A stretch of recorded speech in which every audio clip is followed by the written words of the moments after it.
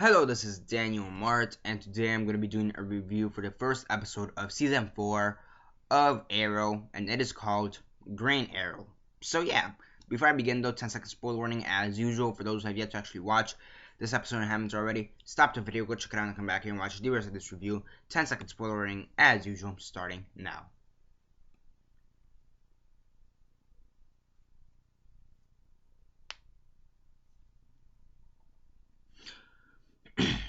Okay, so 10 seconds are up. So for those who have yet to actually watch this episode and haven't already, please don't comment down below or be messaging me. That never gave you fair warnings. As usual, I did. So as usual, quick synopsis, likes and dislikes, and then the rate. So yeah, Green Arrow, or Arrow, season 4 premiered on Thursday, right? Wednesday. Wednesday, sorry. So yeah, and it's called Green Arrow. Pretty interesting. So yeah, before I actually do the actual review with the synopsis, interesting because if you guys don't remember or if you guys forgot or whatever, Arrow, the way they're structured, they have scenes from the present day and then they have flashbacks, and it's originally in the first 3 seasons, the flashbacks kind of tied into the main story in a sense and had characters from the main story. It seems like they're gonna stop that to a certain degree. Like they're still gonna have the flashbacks, but they're not gonna tie it that directly anymore to the main story. Like they're still gonna they may have characters every here and there, aside from Oliver Queen and Amanda Waller.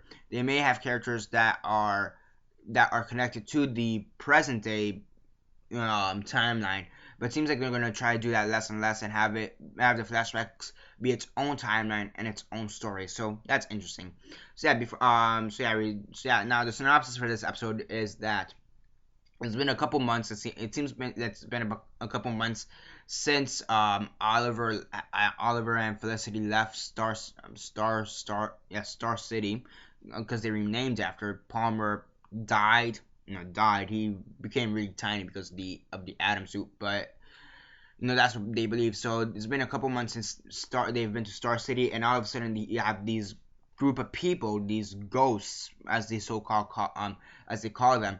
You have these ghosts who have been attacking Star City rampantly, trying to get technology and weapons for this guy called Damian Dahrk.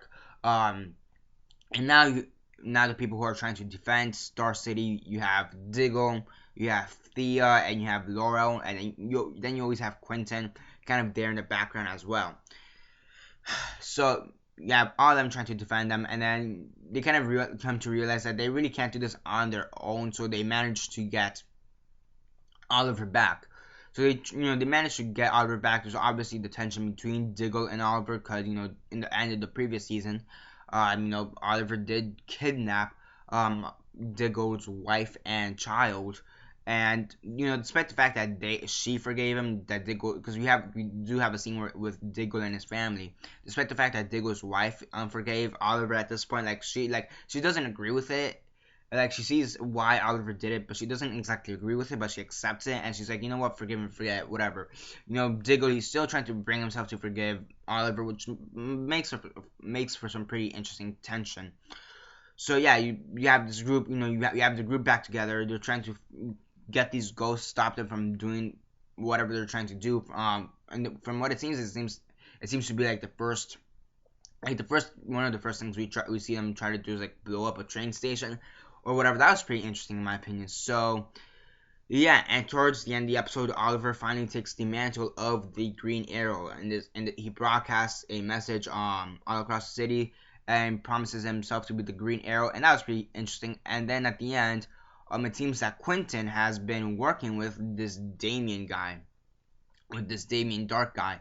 That's really interesting. Now, has he been working for him for a while or whatever? And that, here's another thing that in this episode, that they had a flash forward or a sneak peek into the future, or a future episode, where it says 6 months later, and we see this grave, and we see Oliver there, kind of mourning, sulking, and then you have Grant Gustin, Barry Allen, the Flash. He comes in for a second sentence, saying, sorry I missed the funeral. Hopefully everything is all right for you.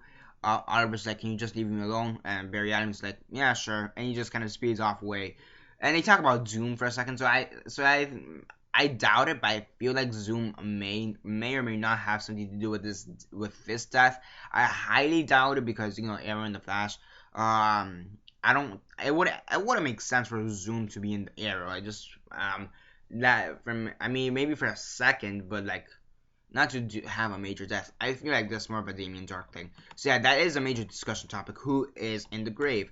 And I'm pretty sure that's something for like the season finale. If not a mid-season finale, definitely a season finale thing. Now it has been confirmed, however, that the writers and the cast really don't know who is in the grave because that's too far ahead. And it makes sense that they haven't written that much. I'm pretty sure they've written I'm pretty sure they've written the show so far a little bit past the season finale, and I think they have an idea of who they want in the grave, but I don't think they actually know who is going to be in the grave. Maybe an idea. So I'll probably do a discussion topic for that, saying giving my thoughts who's in the grave.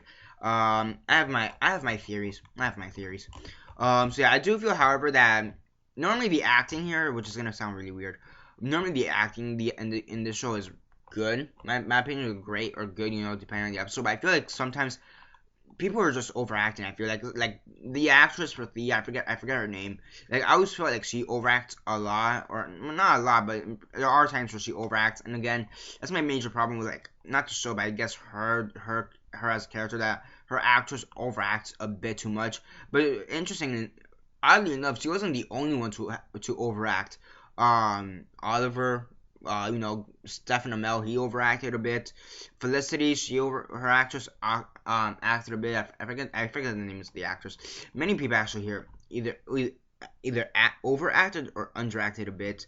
I just felt that kind of weird. I'm pretty sure as this episodes go on, it'll seem kind of normal. Aside from the actress for Thea, which I forget her name. Because yeah, I feel like that actress, the actress for Thea, is always overacting or she overacts a bit in every single episode that she's in. But whatever. Overall, though, still a pretty good episode. On a scale of 1 to 10, 1 being the worst, 10 being the best, and 6 being decent, I give this one I give the return for Arrow, season 4, the Green Arrow or whatever. I give it an 8 out of 10. Pretty good episode. Really do check it out if you haven't already, and check out the series as a whole if you haven't already. Really great show. And yeah, that's basically it for this review. Subscribe if you're not already subscribed. I do movie reviews, TV show reviews, and comic book reviews. Comment down below your thoughts on the episode. Have you seen it? And if not, why not? And if you have, what are your thoughts on it? Comment all that down below. Let me know. Again, it's a pretty good show. Again, well written. For the most part, well acted. I just felt like there's a bit of overacting here. And also, they normally don't use special effects. Like if they do use special effects, it's either A, practical effects, or B, because the Flash is on it now, and obviously you need to have special effects for that shit. But here they also had Damian Dahrk, and he's into mysticism, or he's more of a mystic magic character, and it makes sense because they are gonna have Constantine, in this show, since the TV show got canceled. The Constantine TV show they had on NBC got canceled. They are gonna bring him over into this show, which is gonna be very interesting because I actually did like the Constantine TV show a lot. So yeah, I mean they're gonna have the same actor, Matt Ryan, portraying Constantine. So yeah. Where was I going with this? Normally they don't they use some special effects, but I feel like there's a few times here also where the special effects kind of felt flat or whatever, it just kind of didn't look right. So yeah, aside from that, still a pretty great show regardless. Really dark. So yeah. And again, 8 out of 10 is what I give this episode, and yeah, that's basically it for this review. Subscribe if you're not subscribed. I do movie reviews, TV show reviews, and comic book reviews.